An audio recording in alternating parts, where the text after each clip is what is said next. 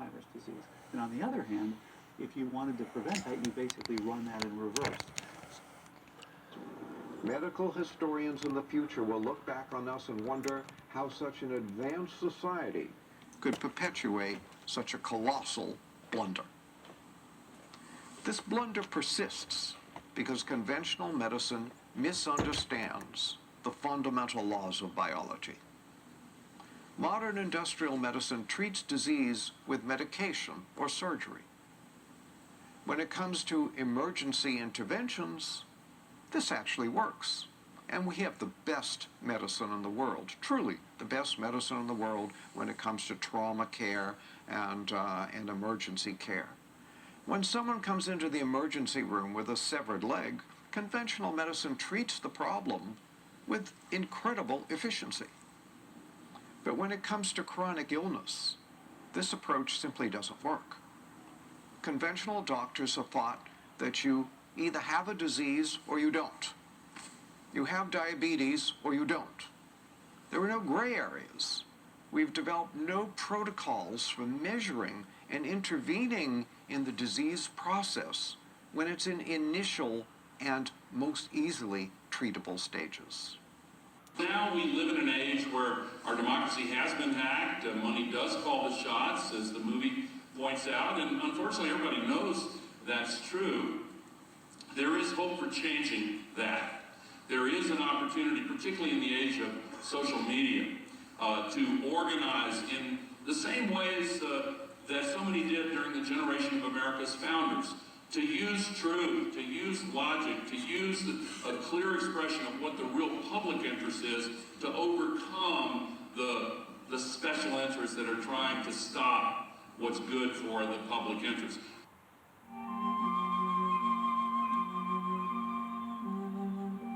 Okay, so this is your prescription medicine case, right?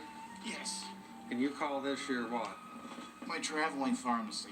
It's your traveling pharmacy. Tell me about what you have to take every day. All right.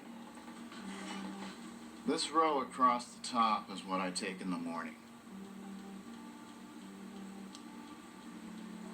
These bottles here are upside down because I take them twice a day.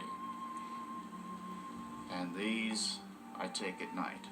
Once a day at night, twice a day morning and night, once a day in the morning. According to DrugWatch.com, Big Pharma has over 1,100 paid lobbyists, which partly explains the influence they have on Capitol Hill.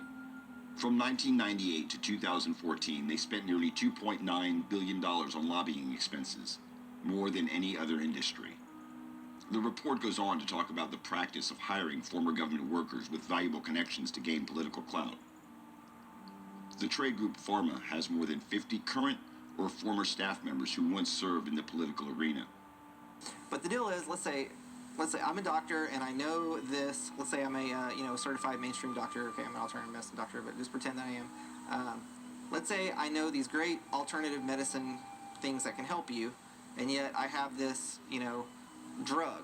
Okay, the thing is, you have to realize if I mess up, I am legally responsible for that, because as the licensed doctor, when I give you advice, I tell you something to do and you do it and it goes wrong, then you come and sue me, and then what I have is this thing called insurance, and then so I pass responsibility to the insurance. So the thing is, it's part of the judicial branch of our government, the way the courts work, that as a medical professional, if I give you something that helps you, it's a risk to me, versus if I give you a drug, it may harm you, but the thing is, since it is the accepted method of treatment, it is easily defensible that this is what's accepted for this, I give you this drug, and if you get sick, and then you come after me, I just send it to my insurance company and they pay for it because it's on the list of things that get paid for without even a second thought. They actually have a lot of control, and I think that is a big secret because we don't have an emphasis on that. We have a big emphasis on diagnosis and treatment with pharmaceuticals, not on prevention. And it's unfortunately the case that much of our education in America is biased by, being filtered through a pharmaceutical lens. We learn about a one gene, one ill, one pill model, and in this way, doctors are very much only ever taught to manage symptoms through the use of pharmaceutical products. They aren't taught about the potential for individualized risks. Often we have to do our own research to discover how it is that claims to efficacy are established. Well, I was on pharmaceuticals that were prescribed to me, and did they offer some benefit? Yes. But, however, they also were side effects, pretty severe side effects. There were side effects that I couldn't live with, and I was told by my doctors that I had incurable conditions.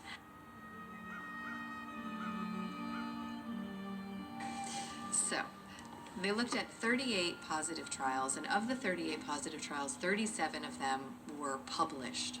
Of the 37 negative trials, only 3 of them were published, 22 of them were unpublished, so really in a locked file drawer, and 11 of them were published as positive data, also often referred to as data dredging or statistical manipulation for a specific outcome that is in service to industry interests. So this is one of the ways that we can be left with the impression that there is efficacy when in fact, in this case, there were equal numbers of negative and positive studies, and we were only really exposed to the positive ones. To my best understanding, there is an unlimited number of trials that can be conducted before the 2 trials are selected. So in many ways, that's like tossing a coin until you get heads as many times as you want. And when I started on the natural path, the holistic path to health, it made a world of difference, and there's no comparison. There's absolutely no comparison. So I think doctors are very well-meaning people, and I think that the tools that they're offered are extremely limited, and they are in no way able, in a 10-minute visit, to meet the complexity of the modern patient, right?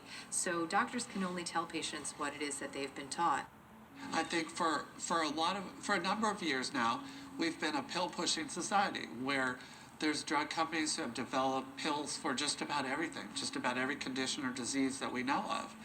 And I think the public needs to demand that there's other treatments, there's other modalities that we can use to treat disease. And the reason for that is because we have pharmaceutical drugs for certain diseases. So you have a system that's focused on identifying the disease so that then you can prescribe a medication. But there's many patients that present with dysfunctions without yet having a disease, and there's basically not much that you can do within the traditional healthcare system because you're looking for what pharmaceutical can I do to suppress these symptoms, not to understand it, not to try and figure out how is it intertwined to all the symptoms that a patient has, or the physical exam that you see, or the symptoms you see on physical exam. It's more of, do you or don't you have this disease, and can I give you a pill for it?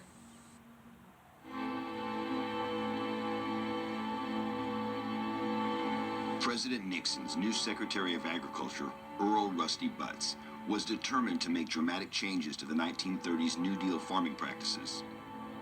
This was the point where food production in the United States was changed to a method of farming the land without giving it any rest, and the heavy use of synthetic fertilizers. President Nixon placed Butz in the USDA in 1971. At the time, Butz served as a board member for several agribusiness firms. He rejected criticism that these ties might compromise his performance as USDA chief. Earl Butz envisioned an efficient, centralized food system, one that could profitably and cheaply feed the world by creating mountains of subsidized corn and soy. Butz helped create the low-nutrition, fast food nation in which we now live. If you're anything like me, you can remember sitting at the dinner table and hearing your mother tell you to eat your vegetables. Despite her pleas, most of us weren't listening. NBC News reports that 87% of us do not eat enough vegetables. We're only slightly better at eating fruit. The same report says that only 14% of us eat the recommended amount of fruit each day. But what about the fruit and vegetables that we do eat? A landmark study by Donald Davis and his team of researchers from the University of Texas at Austin's Department of Chemistry and Biochemistry, which was published in December of 2004 in the Journal of the American College of Nutrition. They studied U.S. Department of Agricultural nutritional data from both 1950 and 1999 for 43 different vegetables and fruits, and found reliable declines in the amount of protein, calcium, phosphorus, iron, vitamin B2, and vitamin C over the past half-century. Davis and his colleagues placed the blame on the agricultural practices designed to improve the size, growth rate, and pest resistance of the plants that we eat. Minerals are 66% of your body's nutrient needs. Calcium, sulfur, zinc, magnesium, minerals, right? Only thing about minerals is animals cannot make minerals. Plants cannot make minerals. If plants could make minerals, we could bioengineer lettuce to make gold, we'd all be rich. The only way that minerals get into the body is if they're in the food that we're eating. How do they get into the food? They have to be present in the soil in which the food is grown. So there's calcium and magnesium and zinc in the soil, or not, plus, right, 56 other minerals. There are 60 minerals that we need, which are essential to human health.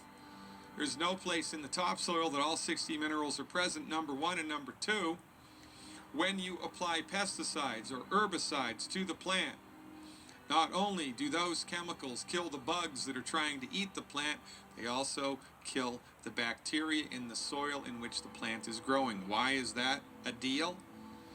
Because in order for the minerals that are in the soil to get into the plant, the bacteria have to pre-digest them. The plants are more deficient, we're more deficient. The more deficient we are, the sicker we get, and this is why everybody's getting sicker. It's because of mineral deficiencies which have been accelerated by agribusiness. These are serious problems, but Mother Nature has a solution. The human body is a self-repairing system.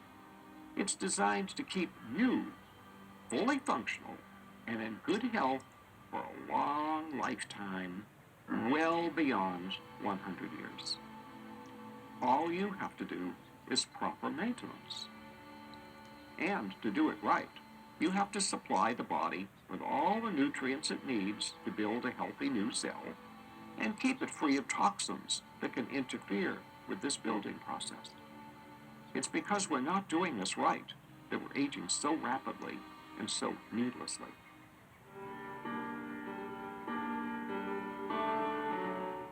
We are being killed, and nobody goes to jail. This, according to the United States Department of Agriculture and the National Institutes of Health. When you spray the herbicide glyphosate onto genetically modified corn and genetically modified soy, and you feed that to human beings, and then you plot on a graph the incidence of illness relative to the use of genetically modified corn, genetically modified soy sprayed with glyphosate, what you see is a dramatic increase in liver cancer, bile duct cancer, kidney cancer, bladder cancer, thyroid cancer, death from high blood pressure, and death from stroke.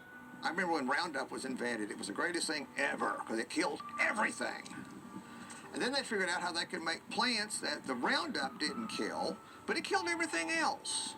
So no more hoeing weeds in the cotton field and no more weeds in your wheat patch. And this is published and known for years. Inquiring minds want to know, if this stuff is causing cancer and killing us, why is it allowed to be used? Follow the money, baby. It's sort of like a type of environmental pollution, genetically modified plants and fish, because if they get out into the wild, these non-natural genes can spread laterally and have unknown effects in both populations in the wild as well as the person eating it. On this particular chart, the green line is the trend before the use of genetically modified corn and soy and before the use of glyphosate. The red line is glyphosate use, and the blue line is genetically engineered corn and soy growth, and you can see a direct relationship between GMO corn and soy production and the use of glyphosate with the incidence of liver and bile duct cancer. That's the thing about seed wheat. You used to save seed for next year. or buy just some generic seed at the seed store for planting. Well, this GMO stuff, you can't do that. You've got to buy something that they've patented. I doubt you could even buy just plain generic wheat anymore. I'd be surprised. If you have a field, and if you plant something in your field and it spreads over to my field and I don't want it in my field, but just naturally from the wind, that's an environmental hazard, okay? You just contaminated my field with your environmental hazard. You should be liable for cleaning up the damage in my field. And if you plant a crop and some of that seed blows into your neighbor's pasture or field and comes up, Monsanto's pissed. Thyroid cancer. Look at the green line here is the trend before glyphosate, before genetically modified corn and soy. See a difference? Ladies and gentlemen, this isn't rocket science. This is published research and is evidence of the unbelievable sweep, power, and control that agribusiness has. Your body does not, health of your body does not matter to these organizations. They are criminal in my mind. Our food has become a slow poison. Conventional foods are grown with insecticides and herbicides and fungicides and other agricultural chemicals. We know that. But you know what? There's a lot of other chemicals we have to be concerned about too. We are now exposed to hundreds of chemicals through our food that 60 years ago we were not exposed to. And the reason is they simply did not exist. Glyphosate basically gets everywhere. Scientists have found it's in the rain, it's in the air, it's in the water that flows in streams. We're now in a situation where, at least in the United States, where we have a very high density of glyphosate-tolerant GM crops being cultivated, the exposure is virtually universal. Virtually all, if you were to survey the American population, you will find glyphosate residues in the urine of just about everybody. Yeah, glyphosate has been found to be present in many food products in the US, including popular food products that are fed to children, their breakfast cereals, etc. In fact, after spending a week in California on a trip a couple of years ago, I had my urine analyzed, and my glyphosate levels went up to what were fairly typical of a US citizen. I wasn't very happy with that, as you can imagine. And it was worrying because the levels of glyphosate that were present in myself and the vast majority of Americans suggested a level of daily intake that the latest work from my laboratory indicate would be damaging to health. Glyphosate is the main component of weed killers like Roundup.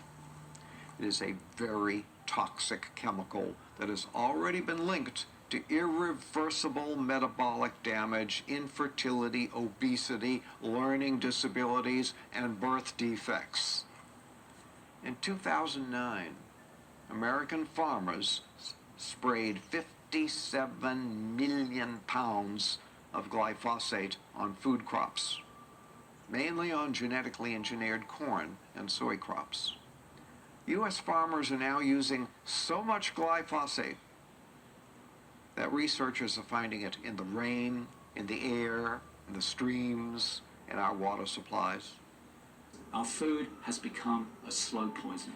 And you really don't know what's going to happen, but the problem is what could potentially happen, the worst thing that could potentially happen is you could create, something like the bubonic plague or something that just spreads and kills all the crops or just poisons people en masse. I mean, there's a very dark side that could accidentally happen.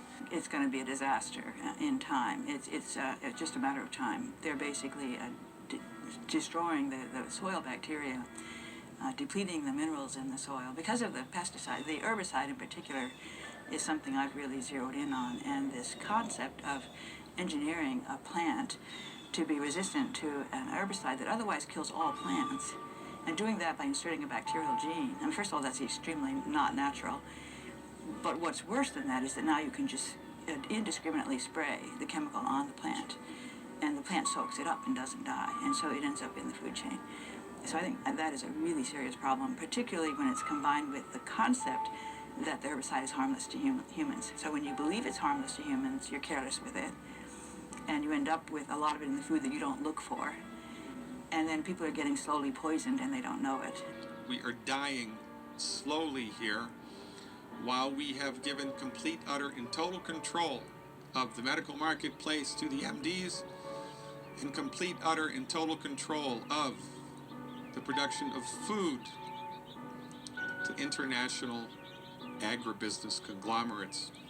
It's time we all collectively snapped out of it and woke up. What has changed in the last 50, 60 years? The answer is many things have changed in the last 50, 60 years that could be contributing factors to the escalation of these chronic diseases. But the one thing that has changed, that affects every single person, is the way we grow and consume our food. The officials at the FDA, the EPA, and the USDA were diligently following the dictates of the top executives at the Monsantos and the DuPonts. The U.S. government's trying to break down resistance to GMOs on the part of foreign governments.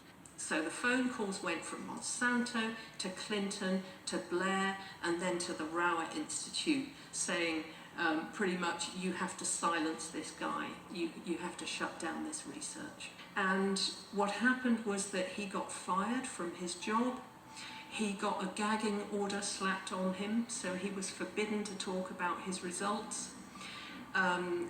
His house was actually burgled so that data was stolen.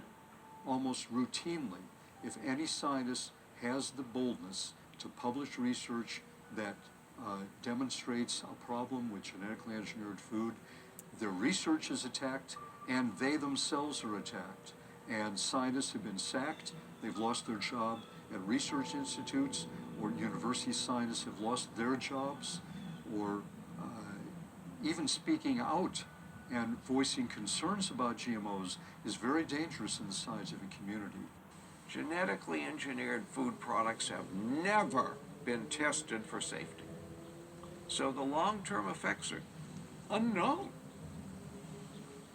The warnings the science has provided demand a thorough investigation into just how much glyphosate human beings and animals can safely ingest. At present, no such investigation has taken place, and most regulatory agencies choose instead to rely on industry studies claiming that glyphosate is safe. This needs to change. The Food and Drug Administration promoted genetically modified foods in spite of the warnings from its scientists.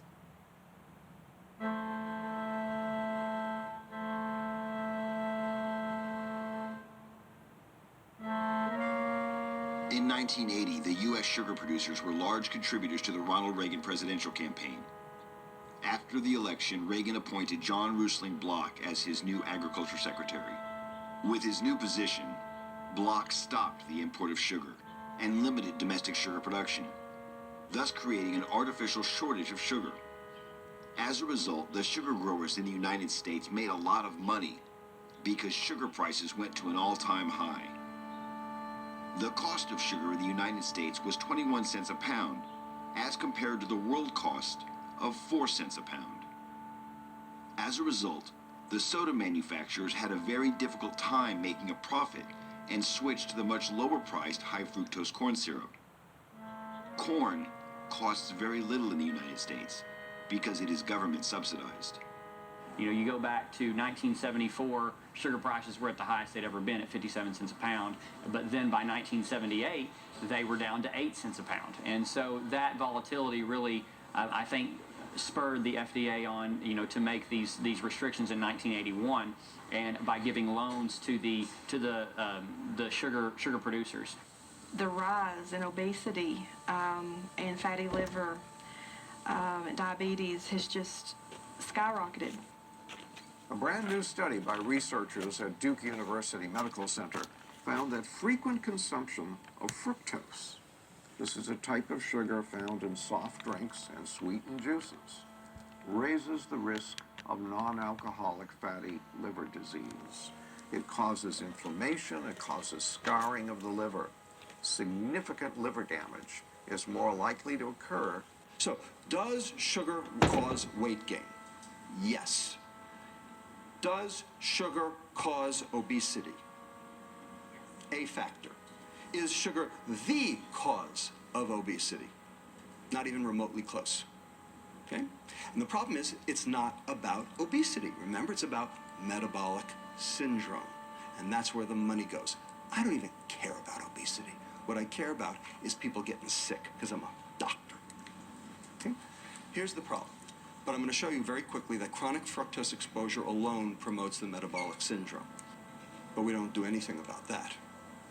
You would never think about giving your kid a beer, but you don't think twice about giving your kid a Coke, and they do the same thing. Then there's the instance of the Dr. Pepper Bottling Company in Dublin, Texas. When all soda pop bottling companies in the U.S. moved to high fructose corn syrup in the 1980s, Dublin refused and continued making their product with sugar. Interestingly, as a result, the counties served by Dublin have reduced amounts of fatty liver, obesity, and diabetes as compared to surrounding counties. But I was doing some research, and we are our county, Erath County, which is the county we're in, and then Comanche County and Hamilton County and some of those other surrounding counties are all below the state average for obesity, for diabetes. We have the data that demonstrates that they knew what they were doing. When we went low fat in the 1970s, the Sugar Association knew what it was doing. In fact, there is a now paper trail of the communications between the Sugar Association and two Harvard School of Public Health scientists to specifically exonerate sugar and finger saturated fat as the culprit for our cardiovascular disease debacle.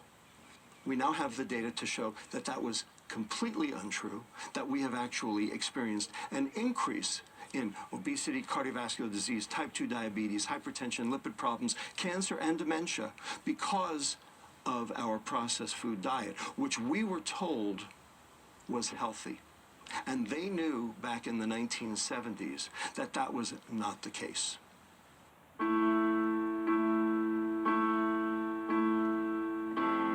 Fluoridation of the drinking water supply is done to get rid of the toxic waste, hexafluorosilicic acid, from the smokestack scrubbers of aluminum and fertilizer factories. This practice has caused cancer and brain damage for almost 50 years.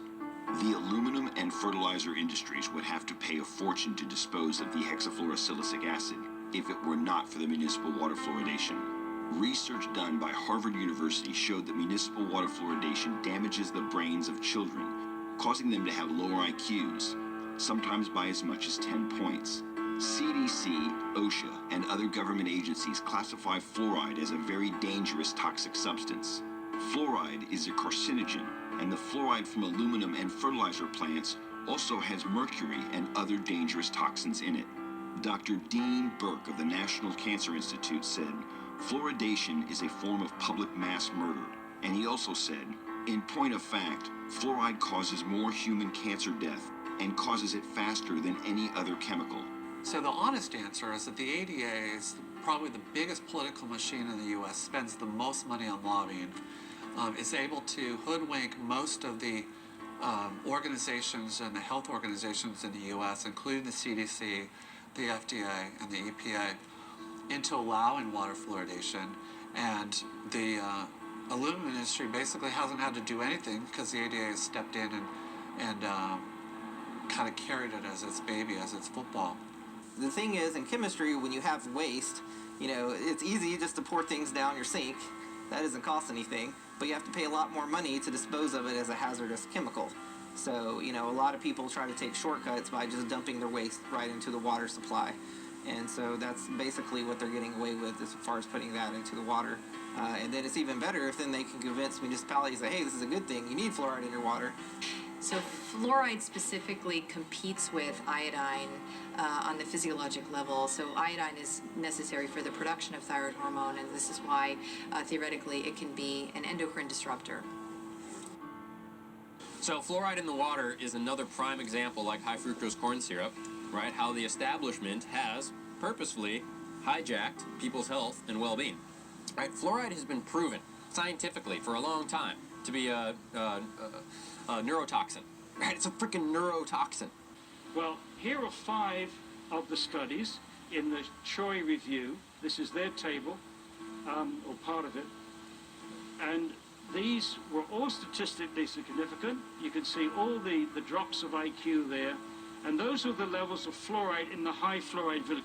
Once you've got these studies showing lowering of IQ at these concentrations, there is no margin of safety to protect all our kids from having their mental development impaired by drinking fluoridated water. And that's particularly true of bottle-fed infants at the very beginning when their brains are developing.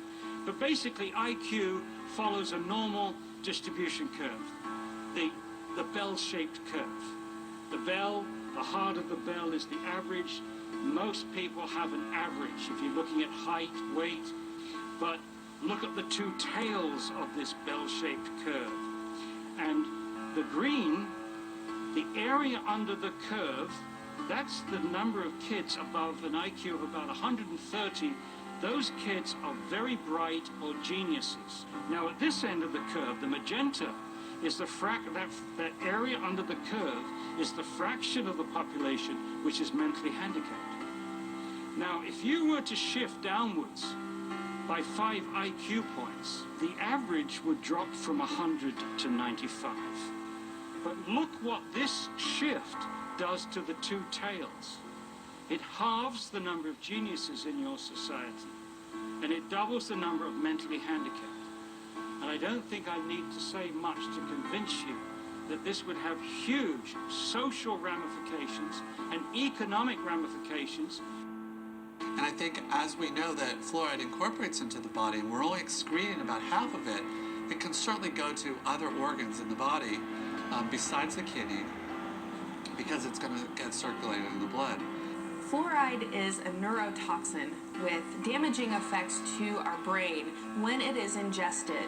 It is incredibly crucial that we differentiate between topical fluoride and systemic fluoride, which would be ingesting it in the form of our water.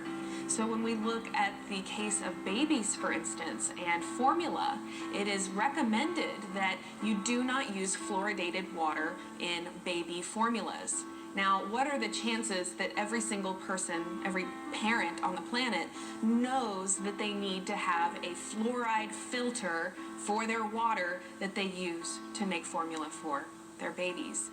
It makes people more dependent, it makes people weaker. There's actually plenty of studies that have shown, because it's a neurotoxin, it lowers people's will, it lowers people's like questioning, it lowers people's like thinking and creativity and all the stuff that sort of, like raises them up. It keeps you down. It's a freaking neurotoxin. And here's the thing, is that it's sort of like this rabbit hole, or, this crumbling effect, because once you start to realize that there's actually way better solutions for health than what the doctors tell you, right? And then it's almost like, oh my God, like the whole world sort of turns upside down. I think what's important from a clinical perspective is that the ketogenic diet is used for drug-resistant or drug-refractory epilepsy. So when drugs fail to control seizures, we know that producing this state of ketosis, which could be achieved through fasting, but that's fairly self-limiting. You can only fast for a certain amount of time. Whereas the ketogenic diet can produce sustained levels of ketosis independent of fasting. And when one has achieved sustained ketosis, that has been a highly effective tool for the metabolic management of epilepsy. And now we're realizing that it's not only epilepsy. And the observation that we made in our lab is that nutritional ketosis is a highly effective tool for the management of aggressive metastatic cancer. And it does that by suppressing the hormone insulin and reducing blood glucose and elevating ketones. And those 3 things are very powerful regulators of cancer growth and metabolism. Cancer is an out-of-control epidemic, and almost half the population is now projected to get some form of cancer in their lifetime. And it's getting worse every year. After accidents, cancer is now the leading cause of death for children. And nearly half of all deaths from 8 categories of cancer, including bone cancer, cancer of the cervix, thyroid cancer, all occur in people under 34 years of age. Meanwhile, studies show that modern medicine's treatment of cancer doesn't work, and that the death rate from cancer today is no better than it was in 1950. In short, no progress has been made despite hundreds of billions of dollars spent on cancer research. Unfortunately, the cancer industry goes to great lengths to obscure these truths, and is generally successful in doing so. Virtually no one needs to suffer from cancer. The knowledge we already have is sufficient to both prevent and reverse cancer. All we need to do is put this knowledge to work. So it's been known for years that cancer cells have accelerated rates of sugar metabolism. They require levels of sugar to sustain their growth and proliferation that are 200 times higher than normal tissues. So the ketogenic diet restricts sugar and glucose availability to cancer cells.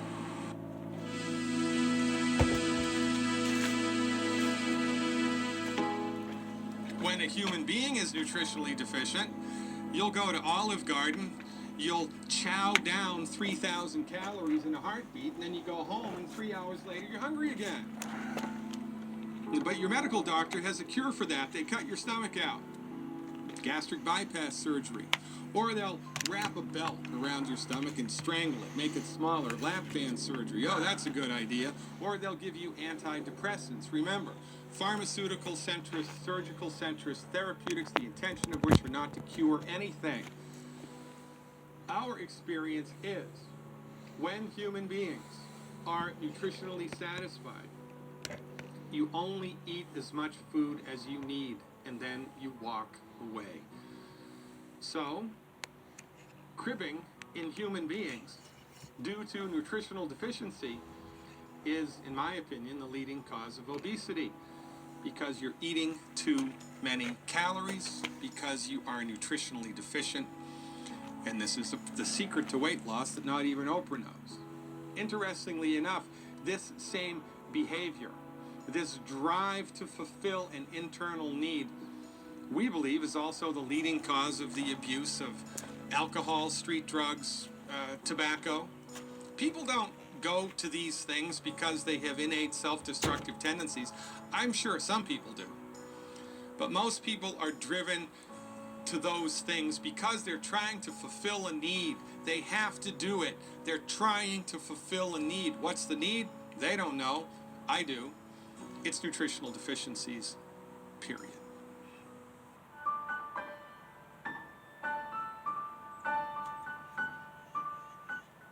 Numerous scientific studies have shown that religiously observant people in the United States live longer than the non-faithful, regardless of which religion they practice. Regular religious attendance can increase life expectancy by 1.8 to 3.1 years. There have even been certain cases where religious faith has cured disease when standard medical practice could not. Hi, I'm Pastor Bob Barker of Crossroads Community Church here in Uptown Dallas. Several years ago, back to 1995, because I'm a public speaker, went to a plastic surgeon because I had a little something on my forehead that needed to be taken off. It bothered me, it didn't bother anyone else. While I was there, I told the doctor, I said, can you take this little thing off on the side here? He said, yes, not a problem. Then I showed him a place on my knee, and it was the way he said it. He said, that's coming off.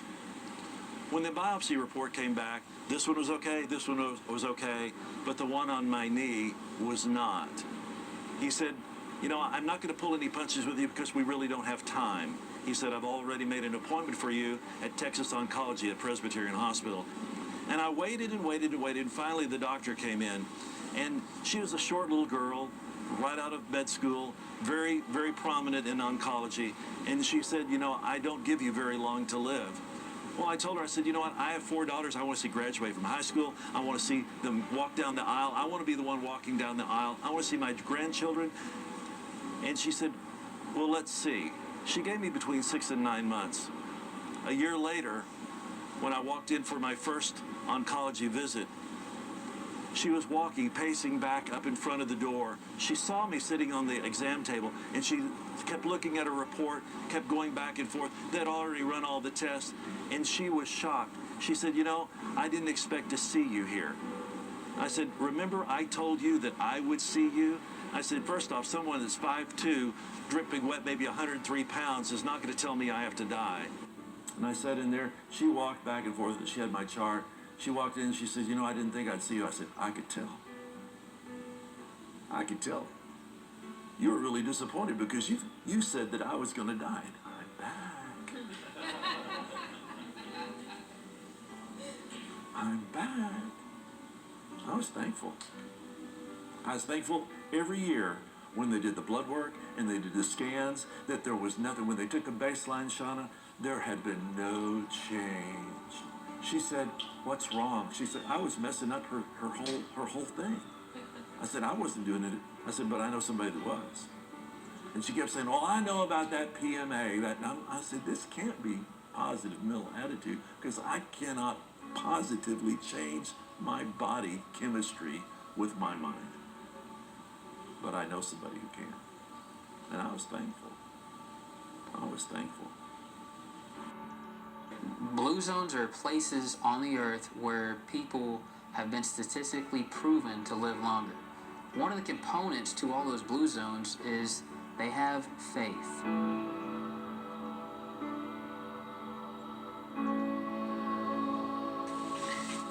So what are the big secrets in medicine? Well, I think one big secret is that most of the chronic diseases that people suffer from are completely preventable. But the secret is that you have to focus on prevention and have a more functional approach and not just focus on the disease. But yet, most of these chronic diseases are totally preventable if patients are educated and they are able to change their lifestyle, their nutrition, the thoughts that they think, the way that stress affects their body. They actually have a lot of control, and I think that is a big secret because we don't have an emphasis on that. We have a big emphasis on diagnosis and treatment with pharmaceuticals, not on prevention. So this is the thing, ladies and gentlemen, from our point of view, all chronic illnesses are curable. Neurological illnesses are amongst the hardest to get on the other side of. But we've all seen patients with multiple sclerosis, Lou Gehrig's disease, Parkinson's disease recover. They're the exceptions, not the rule. But we've seen it happen, so therefore we know that it can happen. But my point is, even for the stuff that's really difficult to get on the other side of, you have to give your body a fighting chance. You have to give your body the stuff that it needs to attempt to fix itself. This is just smart medicine. You know, we learned how to have public sanitation and more regular food, and that increased the quality of our life and increased our lifespan, doubled our lifespans. Well, this is the next iteration of that same thought. Just like if you had a friend who had a problem or two friends who had an argument, you would listen to both sides of the story. And unfortunately, what we're doing with our health is largely we're just listening to one side of the story. We're just hearing one perspective on how we could treat that issue. And the truth is that there's always two sides of the story. There's always two perspectives. So this tip is about recognizing that you have the power, you have the intelligence, you have everything that you need to be able to go and make a decision for yourself. And if you decide that the mainstream model is what's right for you and is what you want to do, then that is fantastic. I'm in no way discouraging you from doing that. But you do need to feel empowered to make a decision for yourself and to not just accept something because an authority figure told you, to really think about that issue, think about your body and your life, and make a decision that you feel good about.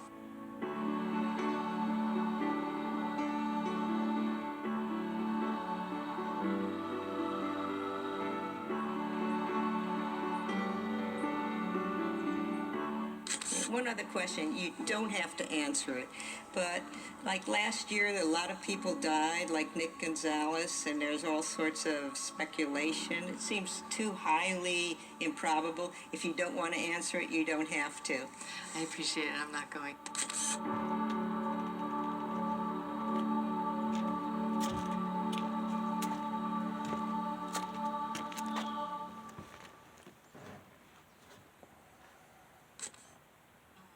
I'm not sure I want to answer that.